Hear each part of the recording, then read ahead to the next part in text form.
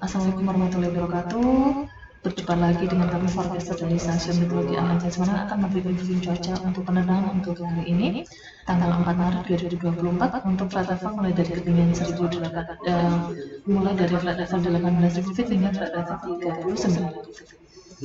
Baik, kita mulai untuk kondisi angin di lapisan 18.000 feet untuk kali 00 UTC.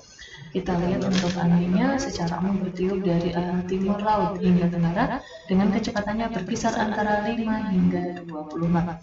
Kemudian untuk lapisan 24 feet masih untuk valid 00 UTC. Kita lihat untuk angin di sekitar wilayah Jawa, Kalimantan hingga Sulawesi. Ini secara umum anginnya bertiup dari arah timur laut hingga timur dengan kecepatan berkisar antara 10 hingga 25 knot. Kemudian yang selanjutnya untuk flight level 30.000 feet untuk angin di sekitar wilayah Jawa, Kalimantan hingga Sulawesi. Ini secara umum untuk anginnya bertiup dari arah timur hingga tenggara dengan kecepatan berkisar antara 10 hingga 25 knot. Untuk yang selanjutnya untuk ketinggian 34 feet untuk valid 00 UTC, angin di sekitar wilayah Pulau Jawa, Kalimantan hingga Sulawesi. Ini secara umum bertiup dari arah timur laut hingga timur dengan kecepatan berkisar antara 20 hingga 40 knot.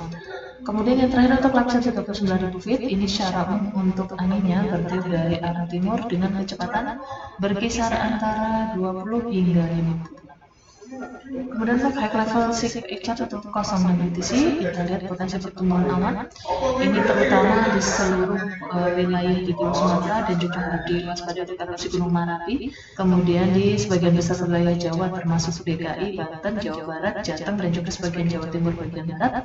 Kemudian potensi pertumbuhan awan ini cukup signifikan berpotensi terjadi untuk pertumbuhan awan cumulonimbus terutama di wilayah Kalimantan bagian selatan, terutama tengah hingga selatan, kemudian sebagian wilayah Sulawesi bagian tengah hingga utara, Maluku Utara, kemudian sebagian besar wilayah Papua. Untuk potensi pertumbuhan awan kita lihat citra satelit untuk 5 pukul 10 UTC.